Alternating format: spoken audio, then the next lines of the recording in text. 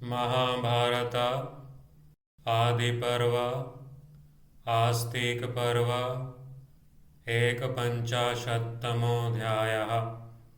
जन्मेजय के सर्प यज्ञ का उपक्रम।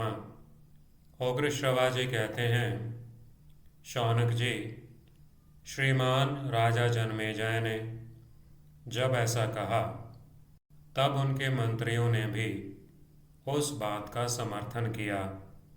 तत्पश्चात राजा सर्प यज्ञ करने की प्रतिज्ञा पर आरूढ़ हो गए।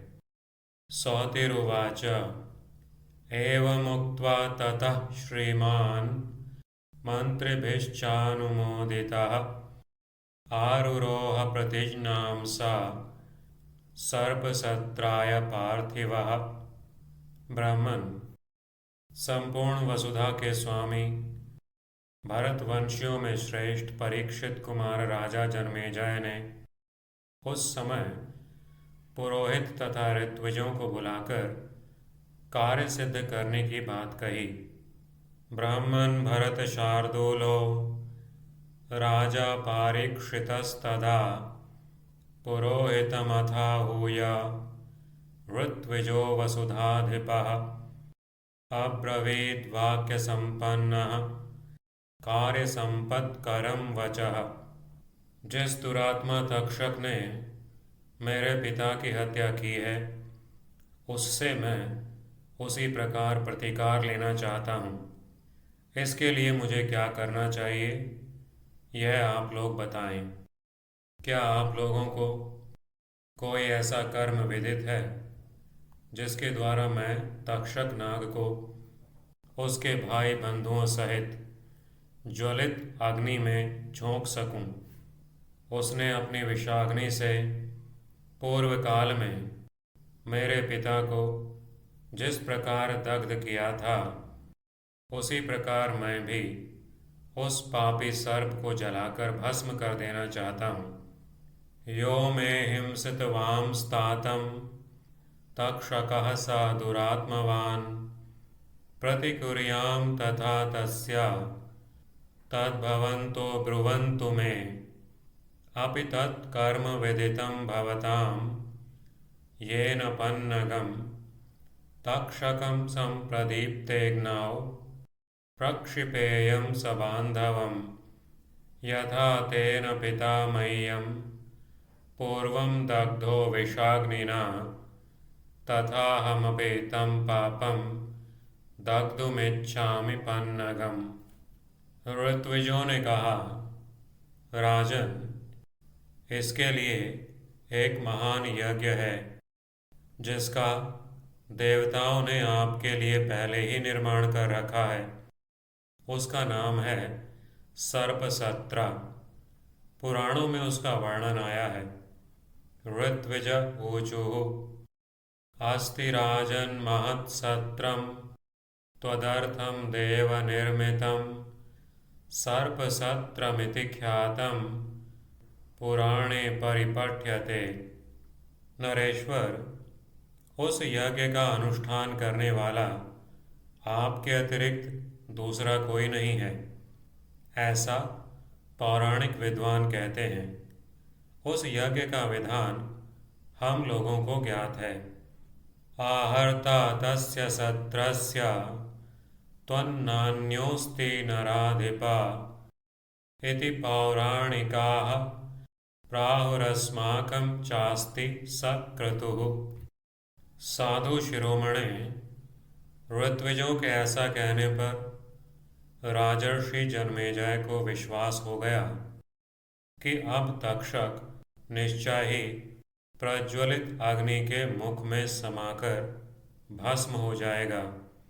एवमुक्तः स राजर्षिर्मेने दग्धं हि तक्षकं हुताशन्मुखे दीप्ते प्रविष्टमिति सत्तमा। तब राजा ने उस समय उन मंत्रवेत्ता ब्राह्मणों से कहा, मैं उस यज्ञ का अनुष्ठान करूँगा, आप उसके लिए आवश्यक सामग्री संग्रह कीजिए। ततो ब्रवीन् मंत्रविदस्तान् राजा ब्राह्मणांस्तदा आहरिष्यामि तत्सत्रं संभाराः संभ्रियन्तु मे। द्विजश्रेष्ठ, तब उन ऋत्विजों ने शास्त्रीय विधि के अनुसार यज्ञ मंडप बनाने के लिए वहाँ की भूमि नाप ली। ततस्ते ऋत्विजस्तस्या शास्त्रतो द्विजसत्तमा तम देशं मापयामासुर्यज्ञायतन कारणात्। वे सभी ऋत्विज वेदों के यथावत विद्वान तथा परम बुद्धिमान थे। उन्होंने विधिपूर्वक मन के अनुरूप एक यज्ञ मंडप बनाया जो परम समृद्धि से संपन्न, उत्तम द्विजों के समुदाय से सुशोभित, प्रचुर धन धान्य से परिपूर्ण तथा ऋत्विजों से सुसेवित था। उस यज्ञ मंडप का निर्माण कराकर ऋत्विजों ने सर्प यज्ञ की सिद्धि के लिए उस समय राजा जनमेजय को दीक्षा दी। इसी समय जबकि सर्प सत्र अभी आरंभ होने वाला था, वहाँ पहले ही यह घटना घटित हुई।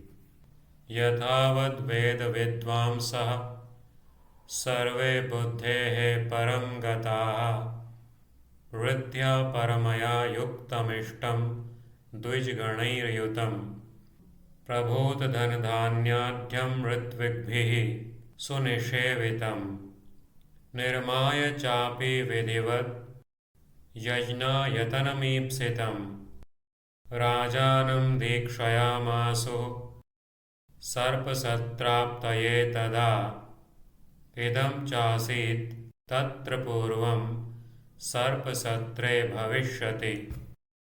उस यज्ञ में विघ्न डालने वाला बहुत बड़ा कारण उपस्थित हो गया। जब वह यज्ञ मंडप बनाया जा रहा था, उस समय वास्तुशास्त्र के पारंगत विद्वान, बुद्धिमान एवं अनुभवी सूत्रधार शिल्पवेत्ता सूत ने वहां आकर कहा, निमित्तं महदुत्पन्नं यज्ञ विघ्नकरं तदा यज्ञस्यायतने तस्मिन् क्रियमाणे वचो ब्रवीत् स्थपतिर्बुद्धिसम्पन्नो वास्तुविद्या विशारदः इत्यब्रवीत् सूत्रधारः सूतः पौराणिकस्तदा। जिस स्थान और समय में यह यज्ञ मंडप मापने की क्रिया प्रारंभ हुई है, उसे देखकर जान पड़ता है कि एक ब्राह्मण को निमित्त बनाकर यह यज्ञ पूर्ण न हो सकेगा।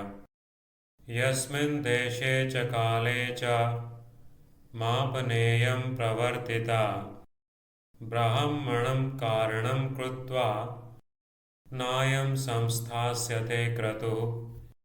यह सुनकर राजा जनमेजय ने दीक्षा लेने से पूर्व ही सेवक को आदेश दे दिया, मुझे सूचित किए बिना किसी अपरिचित व्यक्ति को यज्ञ मंडप में प्रवेश न करने दिया जाए। एतत् श्रुत्वा तु राजासौ प्राक् दीक्षा कालमब्रवीत् क्षत्तारं न हि मे कश्चिदज्ञातः प्रविशेदिति। इस प्रकार श्री महाभारत आदि पर्व के अंतर्गत आस्तिक पर्व में सर्प सत्रोपक्रम संबंधी 51वां अध्याय पूरा हुआ। इति श्री महाभारते आदि पर्वणि आस्तिक पर्वणि सर्पसत्रोपक्रमे 51तमोऽध्यायः।